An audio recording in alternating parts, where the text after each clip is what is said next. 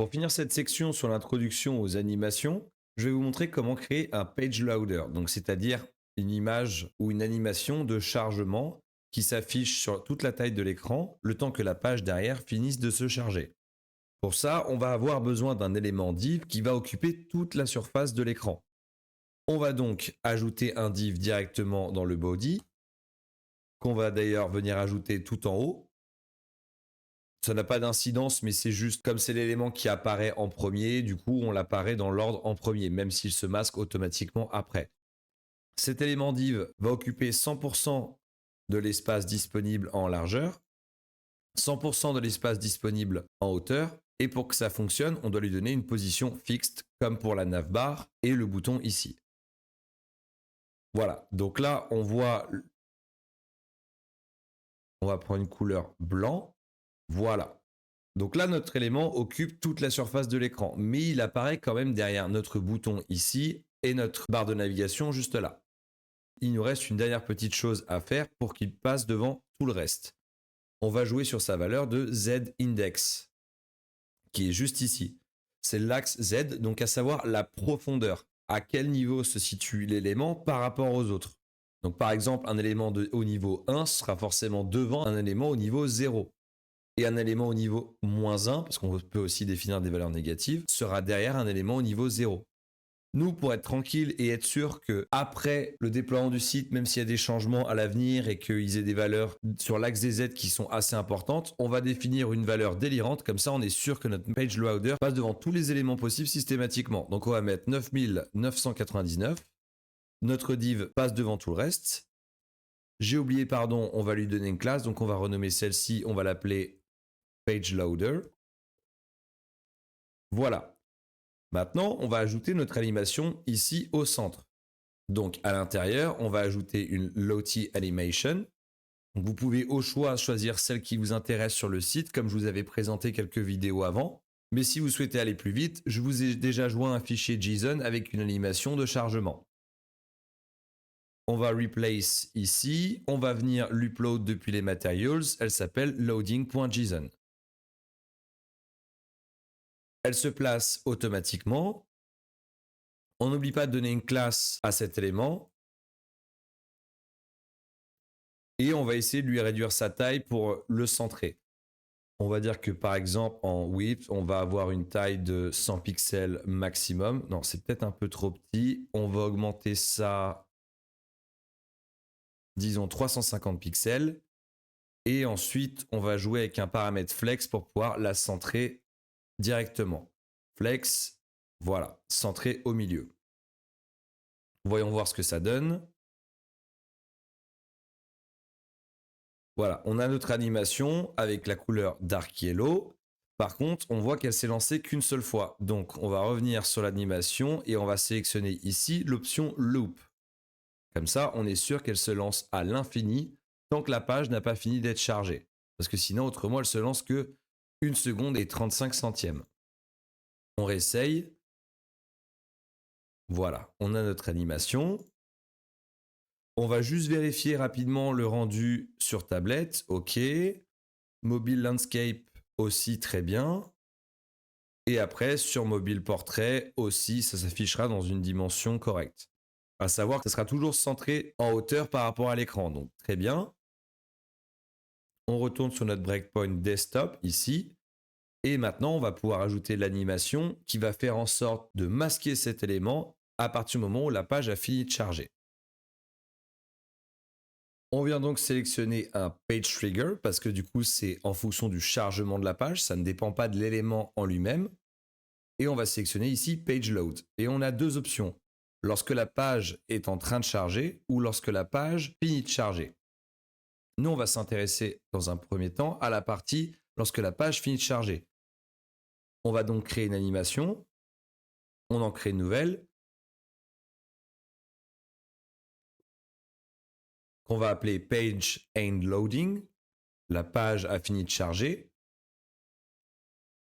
Et on va dire qu'on veut masquer l'élément. Donc du coup, on a une option ici, hide show, qui va permettre de jouer directement sur la fonction display. Donc à savoir block ou flex pour afficher ou none pour la masquer. En l'occurrence, ici, on a utilisé flex, donc l'état de base est flex, donc on va le passer en known à la fin. On veut que ça arrive après une durée de 0,5 secondes. Donc on va rajouter un délai de 0,5 secondes. Ça nous évite de définir l'état initial. On dit juste qu'on lance cette animation après une demi-seconde. On fait sauvegarder, on lance. On voit qu'après une demi-seconde, ça s'enlève directement. Par contre, ça s'enlève assez brutalement. Donc ce qu'on peut faire, c'est jouer aussi sur l'opacité en même temps pour avoir cet élément qui disparaît progressivement. Ce qu'on peut faire, c'est ajouter donc opacité.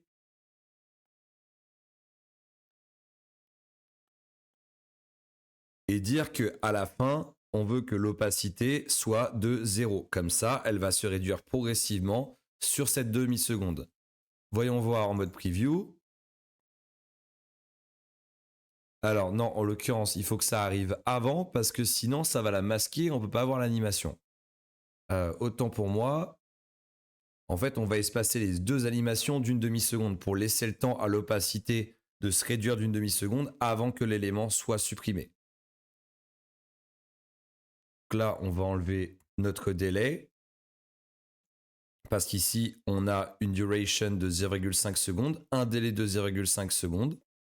C'est-à-dire que la page a fini de charger, ça prend une demi-seconde avant de démarrer l'animation d'opacité. Au bout d'une demi-seconde, cette animation d'opacité est descendue à 0, donc l'élément est déjà plus visible. Mais on vient également complètement l'enlever, même s'il n'a plus d'opacité, au bout de 1 seconde complète. Donc logiquement, maintenant, ça devrait fonctionner. Voyons voir. Voilà. On voit un effet où cette opacité vient faire progressivement disparaître l'élément de la page et en finissant par lui appliquer une propriété display known à la fin. Très bien. Par contre, le problème, c'est que comme l'état initial est défini, enfin l'état de l'élément actuel est défini comme visible, on ne peut pas forcément continuer nos développements. Il y aurait deux solutions pour ça. La première, c'est prendre notre page loader et dire qu'il est invisible le temps des développements. Mais par contre, il ne faut pas oublier de le remettre visible avant de le publier. Autrement, sinon l'animation ne peut pas se faire comme l'élément est absent de la page. Soit la deuxième possibilité, c'est d'ajouter une deuxième animation, à savoir une animation d'entrée lorsque la page commence à charger. Par exemple, page start loading.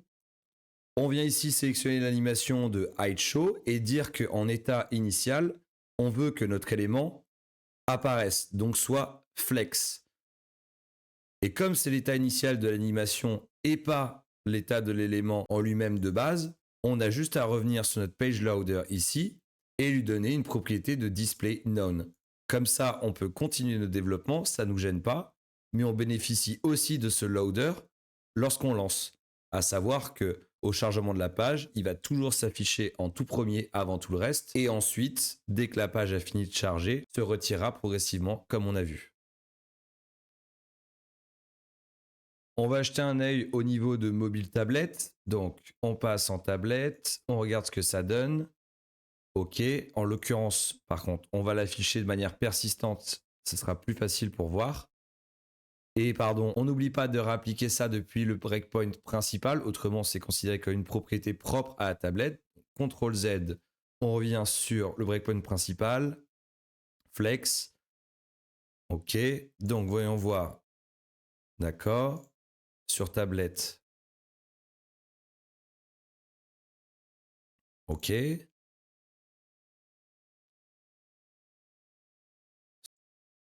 Sur mobile paysage, OK. Et sur mobile portrait.